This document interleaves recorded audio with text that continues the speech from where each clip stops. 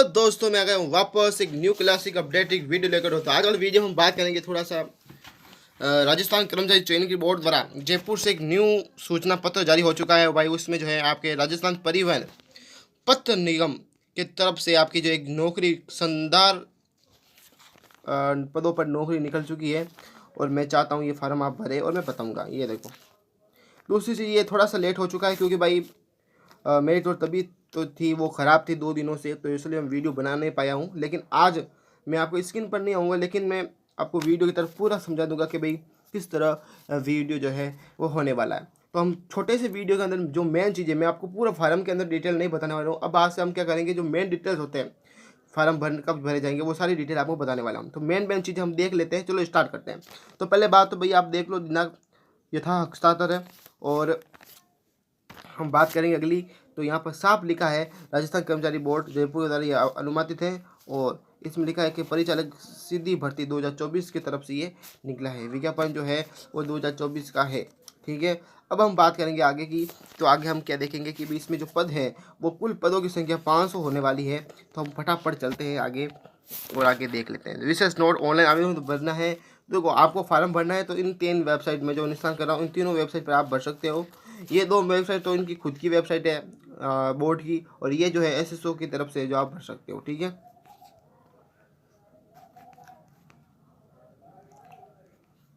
जरूर डॉक्यूमेंट्स क्या ले जाने वो सारे इसमें लिखे हैं, आप देख लेना। फार्म भराते समय ई मित्र पर जा पर भी आप जरूर देख लेना। यदि कोई भी मिस्टेक हो रखी है तो आपको हेल्प डेस्क नंबर या फिर ये हेल्पलाइन नंबर दे रखे हैं, उन पर आप संपर्क करें यदि आपका फॉर्म फिल नहीं हो रहा है कुछ वगैरह वगैरह, ठीक है। अब देखो, सबके लिए जो है अपना जो रुपए रखे हैं, तो सामान्य वर्ग के लिए ये सामान्य वर्ग और किमी लेयर और श्रेणी के अन्य जो क्षेत्र होते हैं उनके लिए जो 600 रुपये रखा गया है, और राजस्थान में रहने वाले और जो अनुसूचित जाति के आवेदक है उनके लिए 400 रुपये रखा गया है, और समस्त दिव्यांगजनों के लिए भी 400 रुपये रखा गया है। मतलब कुल मिला के जो ऑलराउंड से जो फीस होने वाली 600 रुपये है। बाकी रे जो जैसे ओबीसी वगैरह उनके लिए 600 रुपये होने वाली है, लेकिन जो ST CST जो सब आते हैं उनके लिए 400 रुपये रखी गई है, ठीक है। आगे चलते हैं। ये अपना जो कौन किस पदों में कितनी संख्या वो खाली वो पढ़े बता रखा है, नोट है। और ये अपनी चीज़ें जो महत्वपूर्ण चीज़ें वही हम देखने वाले हैं, और जो इम्पोर्टेंट है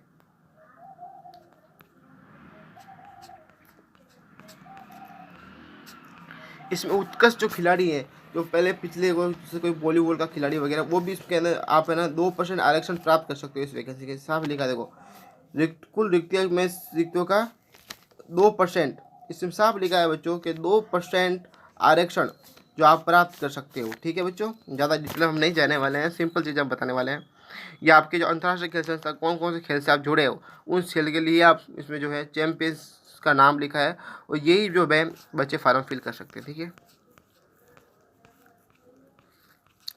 अब वेतन, इसमें वेतन मतलब कि आपकी जो मैट्रिक्स 5 दिन होगी और कुल 7वें वेतन के तहत आपको जो है सैलरी मिलने वाली है। साफ लिखा है इसके अंदर, ये देखो 7वें वेतन के तहत, ठीक है। और पात्रता क्षेत्र देखो, पात्रता शैक्षणिक योग्यता क्या होनी चाहिए, उसमें सेम बात लिखी है। 2 पॉइंट लिखे हैं। पहला पॉइंट ये है बच्चों आपका कि भाई आप जो है आप 10वीं यानी मान्यता प्राप्त बोर्ड से सेकेंडरी परीक्षा आप उत्तीर्ण होने चाहिए, और परिचालक लाइसेंस एवं बेज आवश्यक होने चाहिए। लाइसेंस होना चाहिए आपके पास, ठीक है। और ये 10वीं पास नौकरी है तो इसलिए सेकेंडरी स्तर का पास होना जरूरी है, ओके। स्वास्थ्य के लिए जो नियम लिखे वो पढ़ लेना है आपको। राष्ट्रीय नागरिक होना चाहिए, भारत का वो लिखा है। अब आयु देख लेते हैं। आयु बहुत ज़्यादा इंपॉर्टेंट चीज़ें हैं, और अन्य देश भारत के स्थायी बस ऐसा ही व्यक्ति को पात्रता की शर्तें, ये पात्रता शर्तें जो बाहर रहते हैं वगैरह उनके लिए, ठीक है। तो इंपॉर्टेंट नहीं है, हमें भारत के जो वही फार्म भरने हैं। अब आयु क्या होने, आपको लिखा है कि 1 जनवरी 2026 18 वर्ष की आयु पूरी होनी चाहिए, यानी कि मेन मिनिमम आयु जो है 18 वर्ष से 40 वर्ष तक आपकी उम्र रखी गई है। इस मध्य जो भी उम्र के बच्चे हैं वो आ रहे हैं वो फार्म फिल कर सकते हैं। वो क्या कर सकते हैं, फार्म फिल कर सकते हैं। और देखो, यहाँ सामान्य वर्ग के जो व्यक्ति होते हैं जैसे ओबीसी वगैरह माने, तो उनके लिए 5 वर्ष की छूट दी गई है, ओके बच्चों।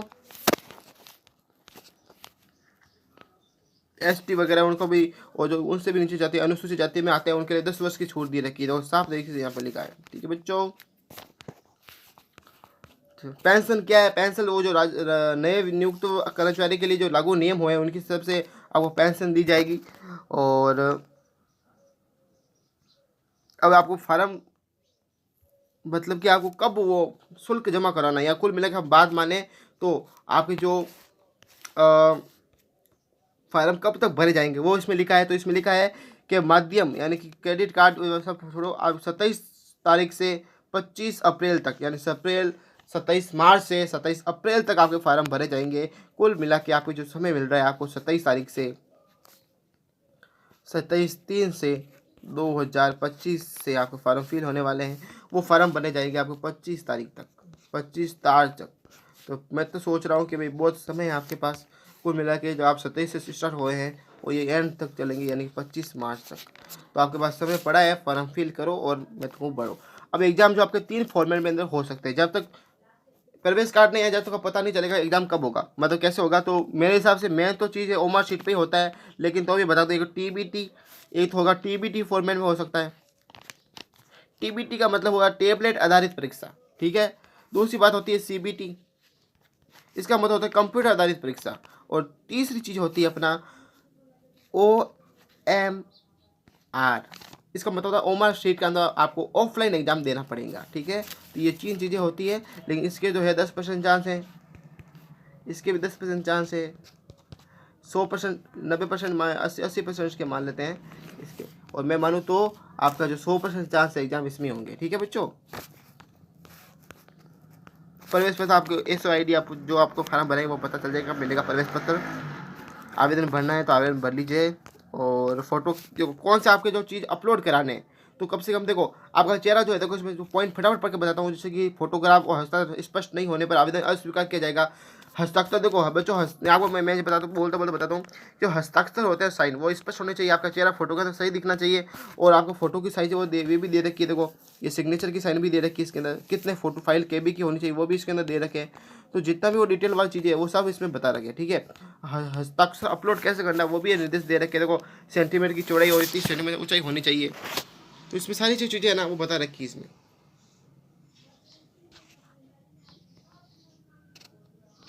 ठीक है। परीक्षा के जो देखो आंसर की उत्तर कुंजी जो है बोर्ड की वेबसाइट पर अपलोड, देखो मतलब एग्जाम होने के बाद में आपकी जो उत्तर कुंजी है वो भी इसके ऊपर शुल्क आधारित कर देगी। यदि आपको कोई क्वेश्चन गलत लग रहा है तो आपको 100 रुपये की फीस देनी पड़ेगी उसको सही कराने के लिए। मतलब आपको रिपोर्ट भाई मेरा ये सही है और आपने गलत कर दिया तो इसलिए, ठीक है बच्चों।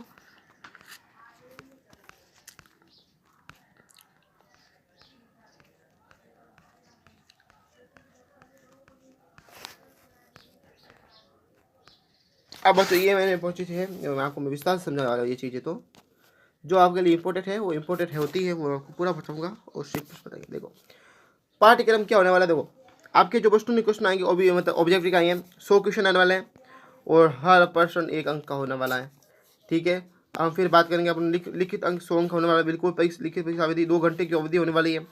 2 घंटे के अंदर 100 क्वेश्चन करने बच्चों आपको, ठीक है, ओके। और सभी प्रश्न अनिवार्य है, गलत के लिए कोई बच्चों नेगेटिव मार्किंग नहीं है। तो ये सबसे बड़ा ऑफर है आपके लिए गवर्नमेंट जॉब पाने का, और नेगेटिव मार्किंग बिल्कुल नहीं रखी इसके अंदर। तो इसका मतलब ये है कि सोने पर सुहागा, सोने पर सुहागा वाली बात कर दी इसने। और भाई मैं तो बोलता हूँ फार्म भरे आप तो। अब इसका सिलेबस देख लेते हैं, सिंपल सा छोटा सा मतलब लप्पू सा इसका सिलेबस है। और देख लिए सामने ज्ञान पूछा इसके अंदर, वो भी 10वीं पास इस तरह का, इतना सा छोटा राजस्थान का पूछा। स्थिति क्षेत्र जिले संस्कृति त्योहार रीति रिवाज क्या है वो पूछा है। प्राथमिक उपचार आपातकालिक स्थितियाँ क्या होती है, गणित में देखो जोड़ना बाकी घुटना यह पूछा है। समय संगठना इंग्लिश में जनरल में ट्रांसलेशन पूछे हैं। सिंगुलर और प्लूरल पूछे हैं। ऑब्जेक्टिव वर्ड्स पूछे हैं।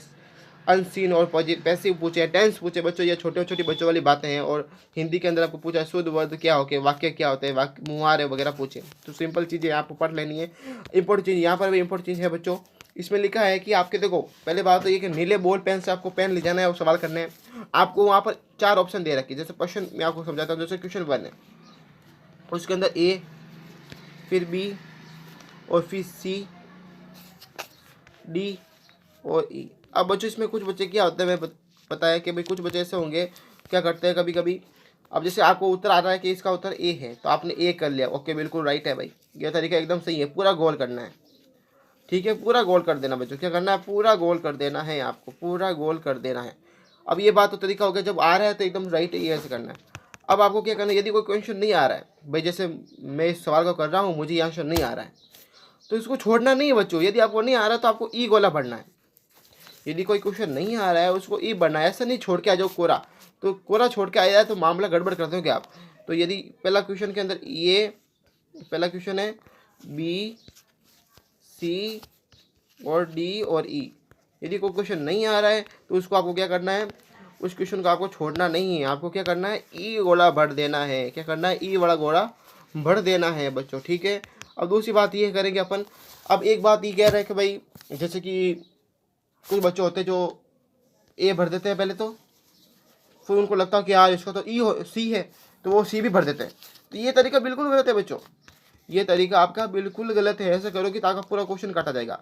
अब मेरी बात सुनो एक और, यदि आपने ऐसे गलती कर दी है या फिर आपने ई भर दिया है, मतलब या फिर आपने कुछ भरा ही नहीं है, तो आपकी फिर 1/3 के हिसाब से नेगेटिव मार्किंग शुरू हो जाएगी। यदि आपने कुछ भरा ही नहीं है या फिर आपने 2 ऑप्शन भर दिए हैं तो भी आपके, तो बच्चों जो आ रहा है उसको तो आपको करना है और गोला भर देना है। यदि नहीं आ रहा है तो आपको ई ऑप्शन को भरना है। क्या करना है, ई ऑप्शन को भर देना है यदि नहीं आ रहा है तो, ठीक है। चलो आगे चलते हैं।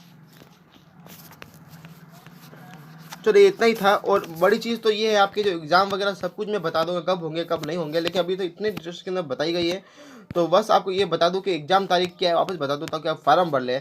तो फार्म जो आपके 27 मार्च, अब मार्च से शुरू हो चुके थे, 27 मार्च से फार्म शुरू हो चुके थे, वो 25 अप्रैल तक आपके फॉर्म चलेंगे। तो 27 मार्च के साथ ही फार्म शुरू हो गए थे शुरू, ठीक है। तो लास्ट डेट जो है वो इसकी है 27 अप्रैल। तो मैं बोलता हूँ कि कृपया करके फार्म फिल कर दे ताकि फार्म आपका अपॉर्चुनिटी बना रहे, ठीक है। फिर एग्जाम कब हो गए वो गए सब बता देंगे। तो मिनिमम सिलेबस है, छोटा सिलेबस है। तो बस आज के लिए इतना ही, मिलते हैं वीडियो में। कम टू कम एक वीडियो, यदि ये वीडियो अच्छा लगे तो कमेंट कर दे, लाइक कर दे और फॉलो कर दे। यदि इसी तरह मेरे न्यू वीडियो आपको, यदि इसी तरह आपको मेरे न्यू वीडियो देखने को चाहिए तो प्लीज़ मैं बोलता हूँ भाई आपने मेरे चैनल को सब्सक्राइब कर लेना है। और यदि इस वीडियो के अंदर आपको कोई भी डाउट है, यदि आपको कोई पॉइंट समझ में नहीं आ रहा है, तो प्लीज़ मेरे कमेंट बॉक्स के अंदर आप जाकर वो डाउट लिख दीजिए। उसके पीछे हैशटैग लिखना है आपको, जैसे कि पहले आपको लाइन जो डाउट है वो लिखना है, फिर आपको हैशटैग लगा देना है पीछे। तो मैं समझ जाऊँगा कि हाँ भाई इस बच्चे को कुछ डाउट है, और जो आपको पॉइंट लिखा होगा उसके ऊपर मैं या तो वीडियो बना दूंगा या फिर अपने कमेंट बॉक्स के अंदर ही उसका उत्तर दे दूंगा। तो बस आज के लिए इतना ही, मिलते अगले वीडियो में। कम टू कम एक वीडियो, यदि ऐसे ही वीडियो चाहिए तो मेरे चैनल को सब्सक्राइब कर दे, लाइक कर दे और फॉलो कर दे। बस मिलते हैं अगले वीडियो में। कम टू कम एक वीडियो।